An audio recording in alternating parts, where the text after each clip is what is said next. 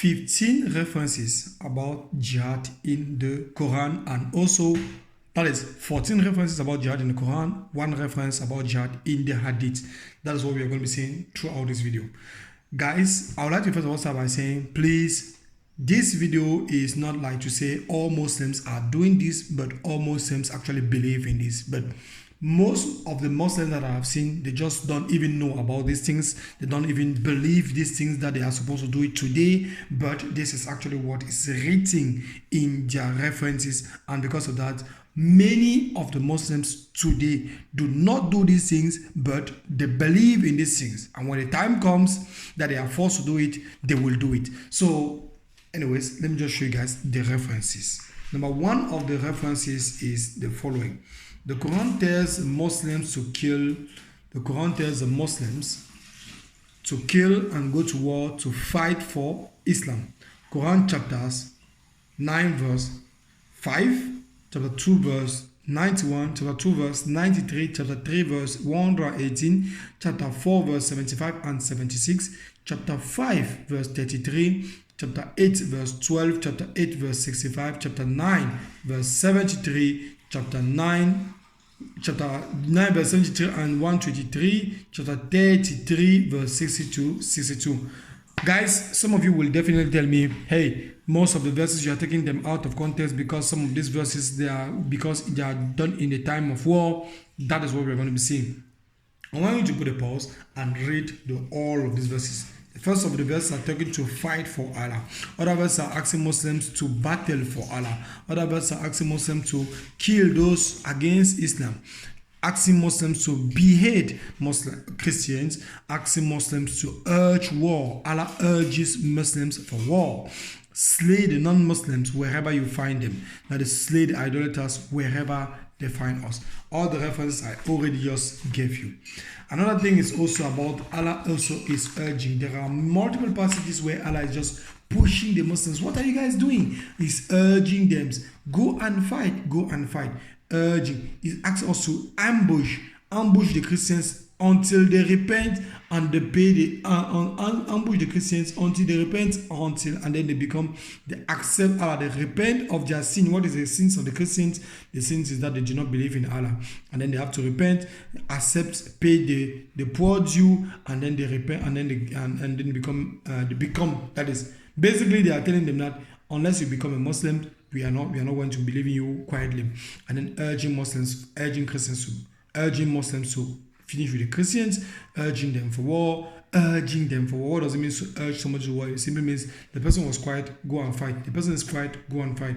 And then Allah loves those who fight for him, and then that's it. So Allah loves when you go and sacrifice your life, you go and take a something and place over yourself, and then you just go and explode somewhere there, and then you are going straight to hell. But according to Muslims, Hadith, according to Muslims, the Quran also, it's the only way to get assurance of salvation. In Islam, there is no guarantee of salvation except in one instant, which is dying in the cause of jihad. This is the reference here. Except dying in the cause of jihad, this is the reference here. You will see it also in chapter 109, chapter 101, verse 6 to 9. But let me go and give you guys now the Hadith verse talking exactly about these things. And most of you will say, no, they don't practice these things anymore. Again, it was in the past. What are you going to say about all these articles? Like Muslims torture Christians to death. This, you just go online and type this article, search for these articles. Muslims torture Christians to death. Muslims slaughter more than 600 Christians, killing Christians and burn down churches, where you will see how Muslims are killing Christians all over the place. Muslims, what about Boko Haram that you guys know?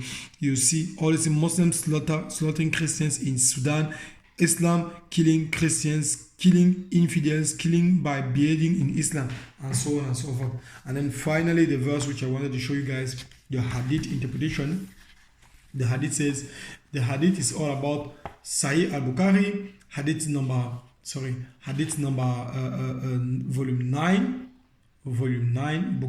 book 93, number 555 of Sahih al-Bukhari. This is it. The apostle said, Allah guarantees to the person who carries out jihad in his cause, and nothing compels him to go out but jihad in his cause and believe in his word, that he will either admit him into paradise or return with a reward or booty. He has earned his residence from wherever he went out. Hadith volume 9, book 93, number 555. So Allah is actually guaranteeing the Muslims that no matter how much war they wage, if they just go to war and they just go and kill them there, kill the Christians there, or they die as a martyr, they are going straight to paradise.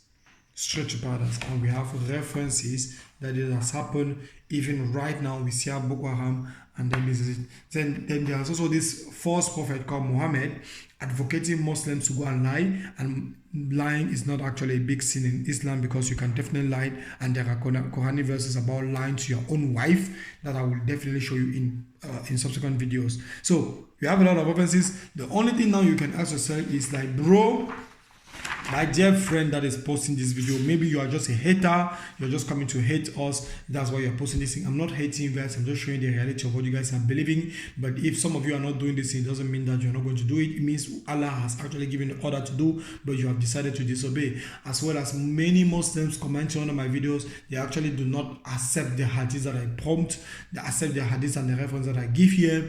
And it doesn't matter whether it's time of war, it's not time of war, because at the end of the day, there is a God that is telling you guys, go and kill.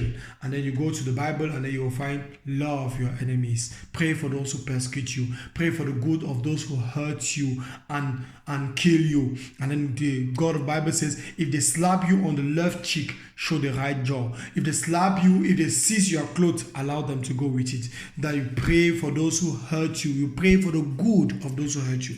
We don't even have the right as Christians to pray for the bad or for God to hurt somebody. We don't even have the right. God will never answer that kind of prayer, because He tells us He will never answer that kind of prayers. And look at marital advices for those of you who are married watching these videos. Allah is telling Muslims that if you divorce, if you don't like your wife anymore, there are verses that are saying that you can beat her very well until she becomes blue black, and then there are other verses that you can say that you have to touch her very well, and then there are other verses again in chapter 2. Just go and read the whole of chapter 2 carefully, and you see how He's giving this kind of marital advices in chapter 2 verse 230 of the Quran. Guys, all this is all about you doing one thing: repent, get away from Islam. Get away from Islam. The references are so many. Get away from Islam. Stay blessed.